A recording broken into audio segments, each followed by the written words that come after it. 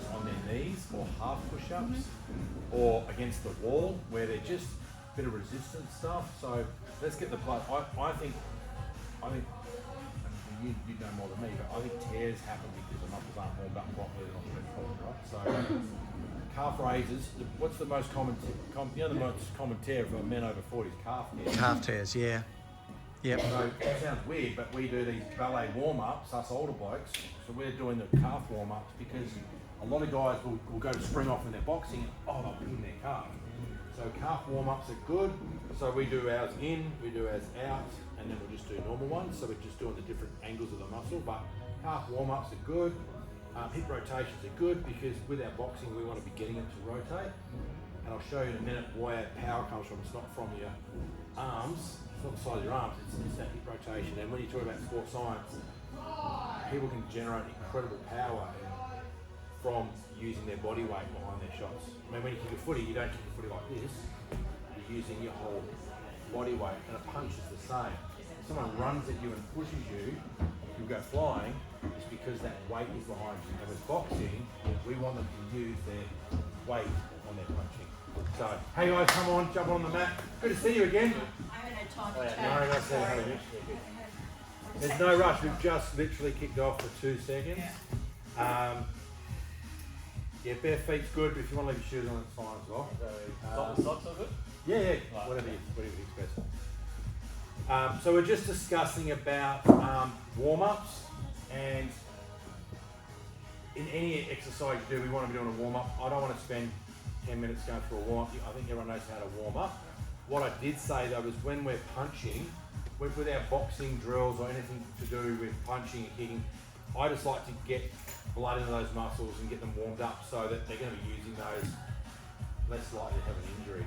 So as far as what I was just saying is that I've been told that the most common muscle tear over 40 for men is calf, correct? Yes. So us older blokes, we should be doing 25 or 30 of these before we start because believe it or not, with our boxing and with our kickboxing, there's a lot of pushing off the back leg, and as soon as we start pushing off and we're springing into a kick, that's when we start pinging things. So I've seen it quite a bit. So everyone's a full bottle on warm-ups. As far as the upper body and we're punching, like I was saying before, as you're coming up, even half push-ups or some resistance, even push-ups on the wall where they're just getting a bit of pressure on the chest, triceps, sort of slight dips. We get our guys to do dips on knees of people. So have you done the knee dips with people? No. So if you can lie down for me. On my back? Yes, please. And have your feet, yep, that's it, stay exactly like that. Get your feet apart a bit more and hold your knees. Like that? Yep, no, just stop them wobbling. Oh, okay. So I'll do this. We'll get our guys doing these sort of dips, or we'll get our guys longer legs dips. You get some tricep dips going when you don't have equipment. And then you can change over and things like that. So putting some blood in there, blood in here, get them moving. Obviously shoulder rotations for your boxing. So we're going to be doing some punching, so just you loosen up yourselves, your shoulders. As far as wrist goes, shaking the wrists off, extending the wrist, twisting the wrist, twisting the wrist. And one of the key things that we're going to do today is about safety of actually punching properly without hurting themselves. So yeah, just for the next minute or two, just get ready, loosen yourselves up, shoulders. Any of those rings that are expensive, don't lose them. But Turn it inside. you can turn it inside great, but when you're clenching, I just don't want to. Yeah, I don't want to dig into there. Yeah. They can't come off. Not until he's been horrible, right?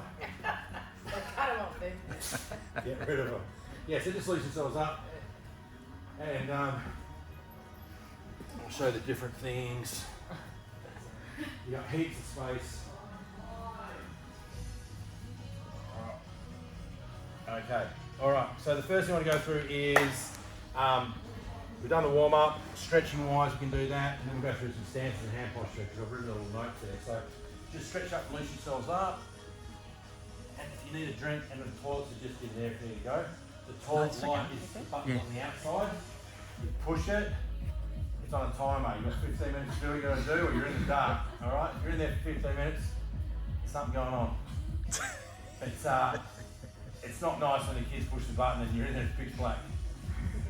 But I I'm spending about $1,000 every 60 days on electricity, and kids leave the lights on for days and days and days. So timers on switches have saved me a lot of money.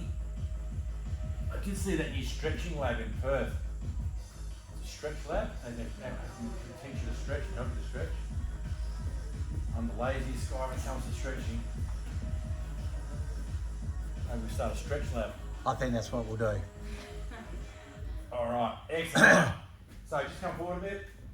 Okay, if you've done something before, I'm not telling you what to do, but we're just going to go through so that everyone's aware of it. What do we drop? No, it's alright, it's a button. No, don't worry about it. We'll find in a sec. Yeah. Alright, really simple. Whenever you punch, we roll our fingers up and we tuck our thumbs under. So never put your thumbs in, never put your thumbs out like that. We roll our fingers up into a tight ball and we tuck our thumbs under. We want to punch with our top two knuckles. Okay? So when we talk about safety, okay, if you're punching like this, you're going to get wrist damage. As soon as that hits, it's going to hurt and damage wrist. So we want to get that alignment straight down the arm and from the shoulder. We're not punching with this part of our knuckle, we're punching with these two knuckles. Okay? So basically when you throw a punch, you want to see it turn over. We don't punch this way. I know Kung Fu guys do this sort of stuff. My reason behind that is if you grab your muscle here when it's this way and then you twist that, you've got the bones that are actually twisting in on the muscle, so it actually forms I reckon your forearm is tighter when you're punching this way. I'm not saying that's a bad way, it's just take a lot of speed, that sort of stuff.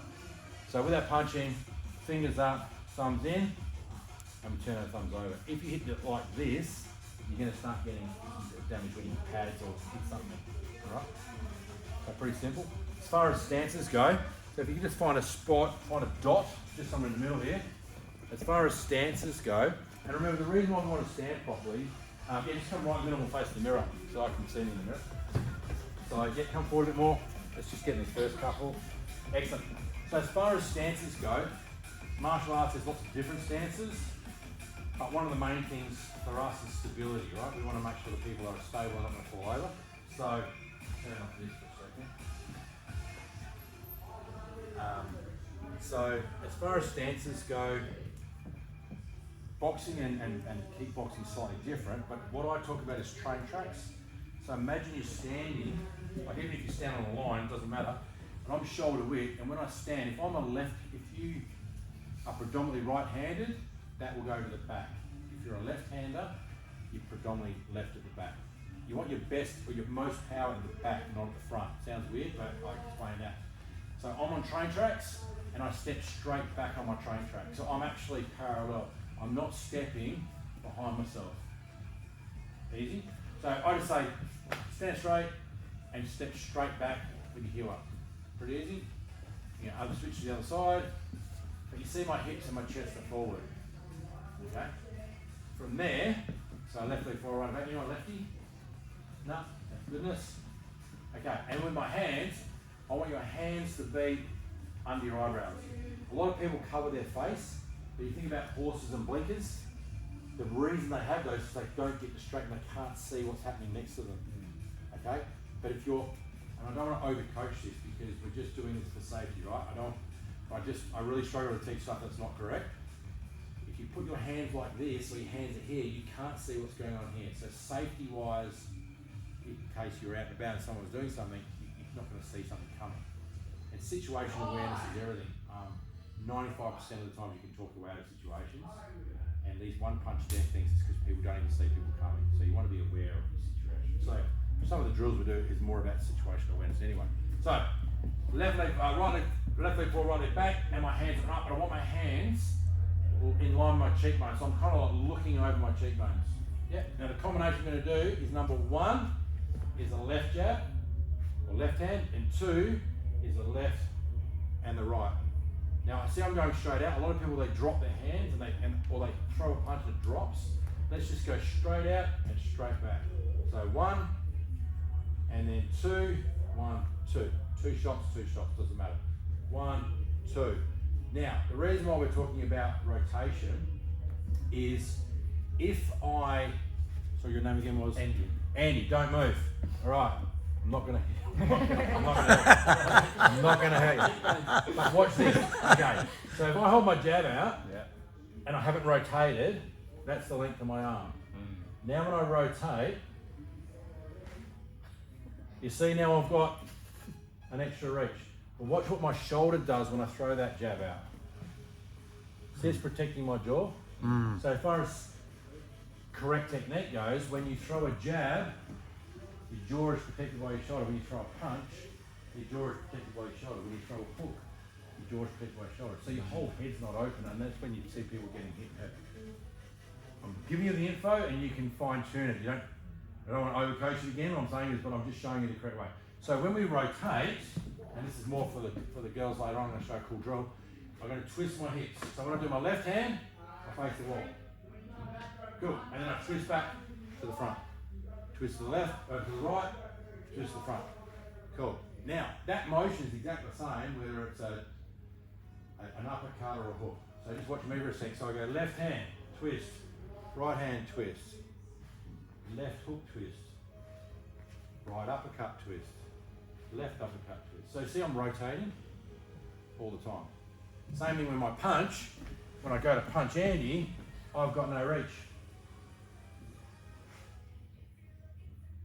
See what I mean? So that is giving me that extra reach on my punch. But the cool thing about it is everything sets up the next thing. So because I've twisted this way, it's twisted me up. I'm wound up. Now I want to twist back this way. So you see there my rotation's giving me that power. If you think about tennis, they're really using their hips and their body weight into their tennis. They're really twisty. You know, cricket, there's a lot of rotation with it, using their hips. Football, using your hips on your stuff. Okay? So rotation is really cool. So for the ladies, good, hold that right in there. Excellent. Come out the front. Fantastic assistant. Excellent. All right, I'm going to hold that. Okay? So that's your boyfriend's face. Okay? So what we're going to do is I'm going to prove my point. So I'm going to show that rotation. Okay? But I'm not even going to move my arm. I'm going to lock my arm. See my arm's not even moving. Watch I'm using my legs and my hip. Most of the time it's this. So, if you have your left foot forward, right foot back, now you're going to twist, now you're going to rotate back. Boom, go again, twist, boom, there's your punch. Now just slap with your arm over. Harder. There you go. So teaching how to punch your boyfriend's better, okay? Okay, so rotation is important. But in saying that, to keep it really easy, we're just going to go, we don't have to over talk it, we can just sort of say twisting, twisting, twisting, twisting. That's what I know. The most important thing is I'm using my knuckles. You don't have to hit hard. The most important thing is that if they're punching from up here, now they're hitting with the wrong part of their hand. So it's important safety wise we get them to come out straight that. Now we're hitting with those knuckles. Okay, because then we've got that line through the bones, through the arm, through the forearm, and it's in a straight line. The reason why you break these ones, which are broken, is because you hit like that. And you're hitting with that. And what's going to happen when you hit on that angle and that's the bone there? You break it easy. You break it a couple of times. They don't set properly. That's when you see people's knuckles gone. They've still got bones healed like that. So, straight, and straight. You can twist that way, twist that way. Pretty easy? Okay, stance-wise, and as far as movement, it's pretty simple. And the reason why I'm doing this is because if you're holding for someone, like I said to Jason before, I think it'd be really cool if everyone's doing a bit of a circuit, but every now and then they get to work with you guys. So they rotate through you and you're like, that's it, do a jab, number one, number two, and you work on your footwork, and then getting a bit of interaction and have a bit of fun with it. And I'll show you how I hold pads in a minute. I'll pick someone and you can do it with me and I'll show you how we make it fun. But as far as stability, because we're dealing with some seniors, we want to make sure that their footwork is correct so they're not going to trip over their own feet and then they fall and hurt themselves and damage themselves. So as far as footwork goes, and we're going to film all this stuff and give it to everyone as a reference anyway, whenever you're moving in martial arts or boxing generally, we don't cross our feet, okay, and we don't walk. Okay, if I get pushed or hit when I'm here, what's going to happen? You're going to fly. So as far as movement goes, it's really simple. It's probably a lot like dancing. So if I'm going to move forward, whatever the leg closest to the way I want to go, that goes first. So I've got my hands up, I step and then I bring my back. But I'm in my train tracks. So I'm along the tracks. I want to go backwards, the closest foot to go backwards is the back one. So I step first and I bring my foot back. I step and I bring my foot back. I'm not going to walk like this. Because I catch their feet, next thing you know they're falling over. If your feet don't cross, you're not going to catch your feet and trip over. Okay, second thing is you can turn into a bit of a drill where they've got to go back a little bit quicker. Yeah? I want to go that way. Which foot's closest? That one. So I step out and then back. Still facing forward. I step out and back. I step out and back. I want to go that way. That 1, 2, but see my feet aren't coming together? Now I'm off balance again. So we're always out of my stance and then back into that shoulder stand. When you're on a train, do you stand like that? You automatically, naturally will go to this sort of stance. Stand side on a train, you're all good, but as soon as it's going around a bend, you're going to be off balance. So the stances that you're in is pretty much what your body will tell you to naturally bounce. So you get a bit wider, Andy. That's it, don't move, just bend your knees a little bit. So you're quite stable in all directions. Cool? Easy? Yep. Now stand side on. Yeah, big wider legs like this. Oh, that's even stronger. But not as strong this side. Yeah? So that's why we tend to stand in that shoulder width kind of well balanced kind of stance. It's sort of good for all directions. You can always push people around, but generally that's sort of how you stand. Alright? So just let's just do that for like a minute where we're going to go, okay, let's go forward, forward, forward, okay, throw 1, 2, okay, step back, step back, step back, step back, 2, excellent, let's go this way, step and come back, in our train track, good, 2, 1, 2, 2, 2, let's go back this way, 1, 2, 3, 1, 2. Easy. So, punching like this, the hands are under our eyebrows, covering our eyes, just from there, they go straight out and straight back. People have their hands set high, now they're hitting like this. Yeah? If they're too low, your face is open, and then the punches are coming at an angle that's going to do more shoulder. We want it to be more back muscle rather than shoulder muscle, you know what I mean? And that's when we start to hit thumbs and trains. So 1, 2, easy. Thumbs, there, punching straight out, shoulder with train tracks. I used to get black tape, gaffer tape, and I do 2 shoulder with tracks. So I make the guys walk down the train tracks. Eventually, you just should be able to move so it's nice and relaxed. As far as changing direction, pretty simple. All I'm going to do is I'm just going to pivot on the front one. You're going that way. You're going that way. That way. You're going that way. I'm still just getting back to that stance. Because I might want to do lots of stuff in our work.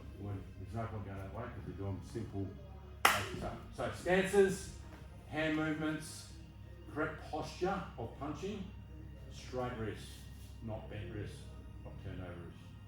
Yep. Cool. Excellent. If you don't need to drink, let's grab a quick one. And now we're just going to go through some pad work. So if you're ready to go, one person.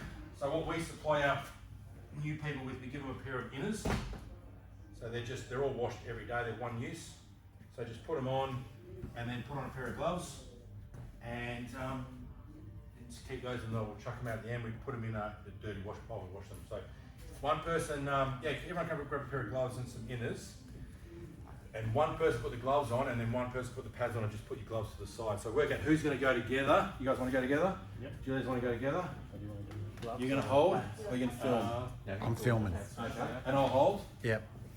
Do you want to, Muzz, can you just go through the gloves? Yep, the different I'll do that. sizes, how to... Yeah, I'll do it.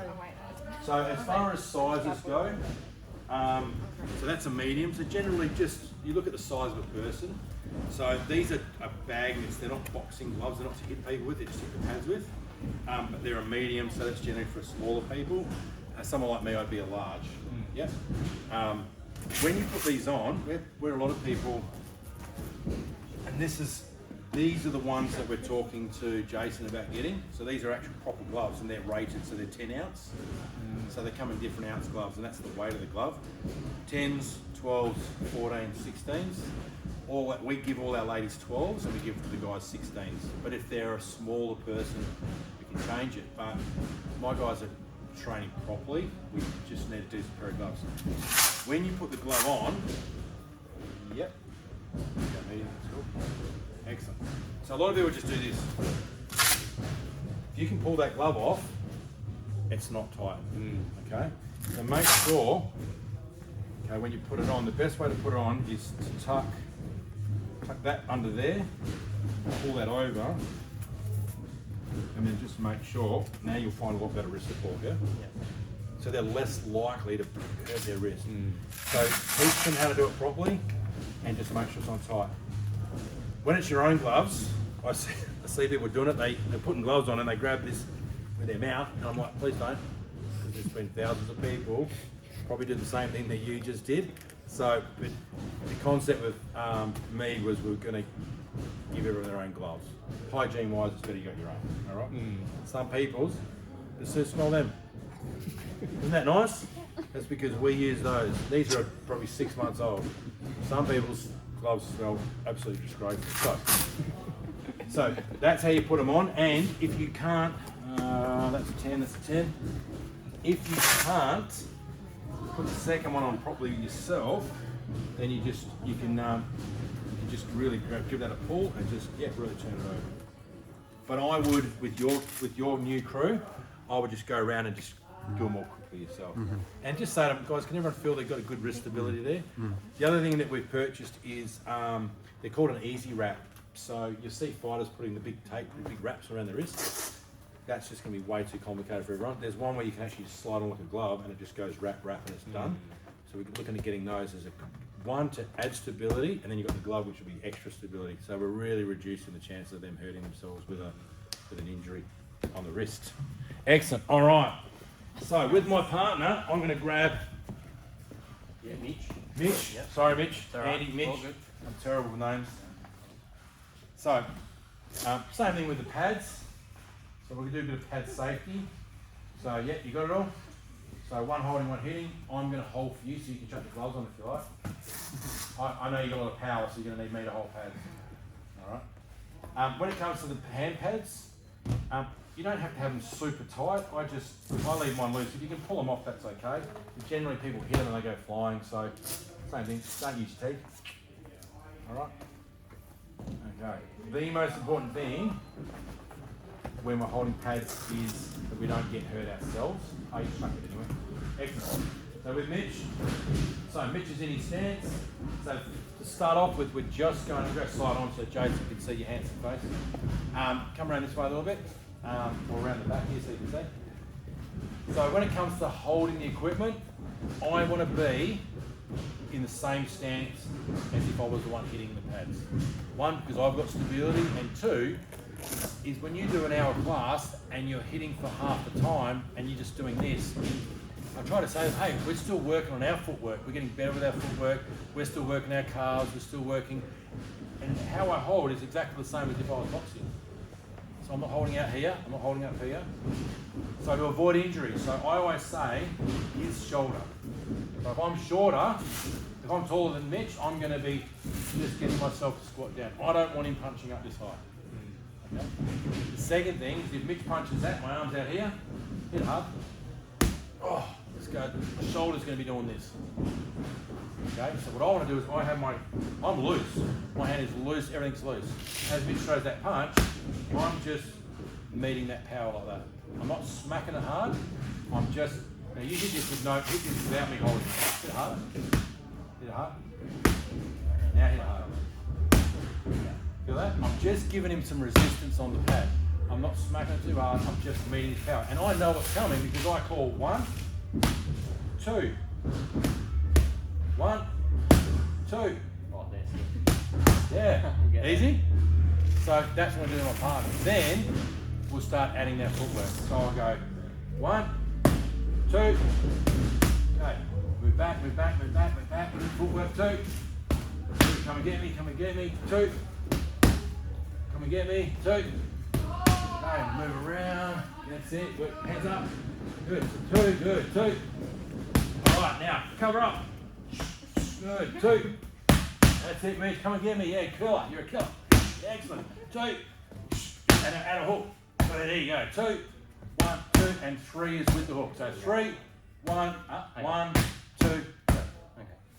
So I don't want to overcomplicate combinations. 1 is 1 hit, 2 is 2 hits, 3 is 3 hits, 4 is 4 hits. 4. 1, 2, 3.